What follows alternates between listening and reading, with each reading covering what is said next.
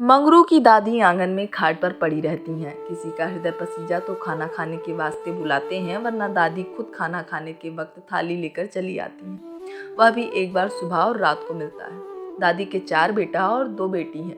बेटा बेटी का शादी ब्याह करा चुके हैं।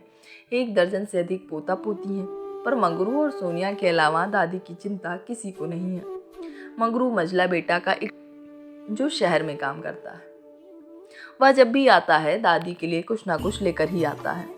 जब तक घर में रहता है तब तक दादी को खाना और स्नान करने की चिंता नहीं रहती है, पर मंगरू के जाने के बाद 3-4 दिनों में स्नान करती है। थाली खुद जैसे तैसे धो लेती। दादी के पति जीवित थे, तब दोनों अलग खाना बनाकर खाते थे।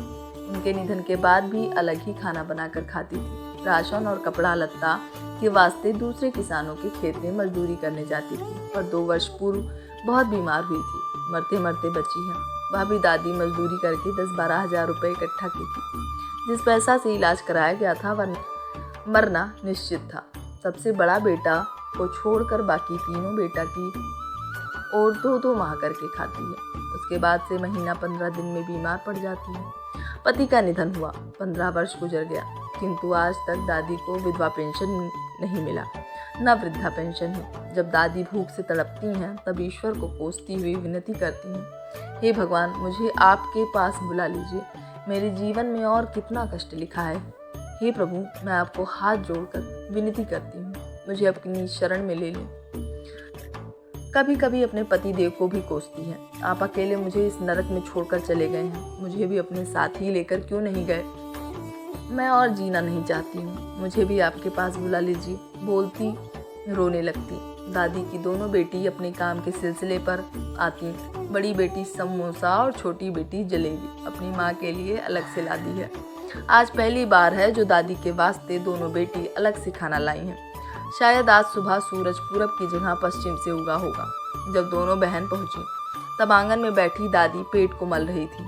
शायद भूख से पेट दर्द दे रहा हो, क्योंकि आज भी सुबह भात खाई थी, फिर इतना बड़ा दिन में कुछ भी नहीं खाई है। दादी के अलावे घर में और कोई नहीं है। सभी के दरवाजा पर ताला लटका हुआ है। दादी से पूछने पर पता चला सभी खेत चले गए हैं। दोनों बहन दादी को समोसा और जलेबी थमाकर खेत चली जाती हैं। दादी भूख से तड़प रही थी। समोसा और जलेबी के मिलते ही एक माह से भूखा शेर की भांति खाने लगे। जब घर में मंगरू रहता है तभी दादी भूखा नहीं रहती हैं, वरना प्रतिदिन का यही हाल है। रात को मंगरू की माँ मछली भात बनाती हैं। दादी को भी मछली भात खाने को दिया जाता है। दादी अपनी कोठरी में बैठकर खुशी खुशी खाती हैं। उनकी दोनों बेटी पहले खाना खाकर कूलर की हवा में सो रही हैं। माँ खाना खाई या नहीं ये भी जानने की कोशिश नहीं की। दादी पंखा के बिना कोठरी में छटपट छटपट करती है।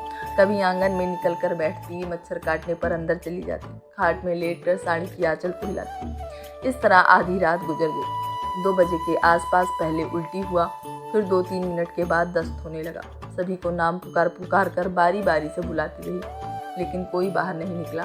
बहरहाल दादी उल्टी और दस्त खाट में करने लगी। सुबह कोठरी से बदबू आने लगी। दोनों बेटी अपनी माँ से मिले बिना ही चली जाती हैं। तभी मंगरू की माँ दादी को कोसती हुई कहती है, कल 2-4 समोसा और जलेबी क्या ला दी। शाम को पड़ोसियों के सामने बेटियों का गुणगान गाने लगी थी। आज दोनों बेटी साफ सुथरा करके नहीं गई। आज तो मैं भी साफ करने वाली नहीं हूँ। मंगरू की माँ की बात सुनकर सोनिया की माँ घर से निकल कर कहती है, ये बुढ़िया महीने में 15 दिन में बीमार ही रहती है, कौन साफ सुथरा करते रहेगा। आज तो मैं भी करने वाली नहीं हूँ। आज से कब का मर गई होती, लेकिन आपका लाडला मंगरू ही आकर दवा दारू करके मरने नहीं दिया। इस बार कोई उसे फ़ोन नहीं करेगा। पहले तुम्हारी लाडली सोनिया को संभालो, वरना मंगरू को फ़ोन करके सब कुछ बता देगी। इस परिवार में मंगरू के अलावा दादी की चिंता किसी को है तो वह है सोनिया, जो 12 बरस की है। मैं सुबह ही सोनिया को उनके पापा के साथ में खेत भेज दूँ। आज मैं भी देखती हूँ कैसे मंगरू को फ़ोन करती है। यदि बुढ़िया के पास जाएगी तो मारकर भरता बना दूंगी। छोटी काकी आंगन में झाड़ू कर रही हैं। मंगरू की सजली काकी बोलती हैं, बुढ़िया के ये दोनों लाडला लाडली ने ही आज तक मरने नहीं दिया है। ये बुढ़िया भी अमर बूटी पी कर आई है। 2-3 बार बिना दवा दारू के भी स्वस्थ हो चुकी है। तुम भूल गई, एक बार मुंह के अंदर पानी भी नहीं उतर रहा था। 7 दिन के बाद धीरे धीरे भात खाने लगी। मंगरू की माँ, आप ठीक बोल रही हो दीदी, गांव में जवान जवान आदमी मर रहा है, लेकिन ये बुढ़िया का मरण नहीं होता। सजली काकी, पिछली बार जब बीमार हुई थी तब मैं खाना में नमक मिर्च ज़्यादा डालकर देती थी और बुढ़िया आराम से खा लेती थी। छोटी काकी, बुढ़िया अभी 7-8 रोटी खा लेती है, इसे कौन अच्छी रोटी बनाकर खिला नहीं सकेगी। मैं तो जली हुई या बासी रोटी ही देती हूँ। मंगरू की माँ, आप ठीक बोल रही हो दीदी, बुढ़िया भात भी एक थाली खाती है। जब भी सुबह का खाना शाम को बच जाता है तब उस भात को मैं अगले दिन सुबह खाने देती हूँ। गर्मी के दिनों में भात से उबकाई आती है, फिर भी बुढ़िया भात में नमक डालकर मिर्च भरता के साथ आराम से खा लेती है। सजली काकी, आज सब जल्दी खेत चलो, बुढ़िया को खाना पीना कोई नहीं देगा, मैं देखती हूँ बुढ़िया कैसे नहीं मरती है। तुम्ही लोग तो बुढ़िया को जिंदा रखा है, वरना कब का मर गई होती। मेरी सलाह मानो तो खाना में जहर मिलाकर दे दो, वरना जब तक जीवित रहेगी बदबू से जीना हराम कर देगी। कुंजा की माँ कहती है, जो मंगरू की बड़ी माँ है। दादी का बड़ा बेटा विवाह करके 1 साल के अंदर लड़ झकड़ कर अलग हो गया था। फिर जमीन और घर पर मनमानी कब्जा करने लगा था। दादी मनमाना करने से मना कर रही थी, तभी वह क्रोधित होकर दादी पर टांगी से वार कर दिया था। जब टांगी को वार करने के वास्ते ऊपर उठाया था तब दादी की कोठरी के छप्पर में टकराकर गर्दन की जगह पीठ पर लगा था। दादी के पीठ पर 4 टाका हुआ था। इसका बेटा कुंजा भी बाप से कम नहीं निकला। 12 दिन पहले दादी कुआं से स्नान करके आ रही थी, अचानक आंगन में गिर गई थी, फिर उठकर कोठरी तक जाने में असमर्थ हो गई। कोठरी से 20-30 कदम दूर पर पड़ी थी। कुंजा आंगन में बैठा मोबाइल में गेम खेलता देख रहा था।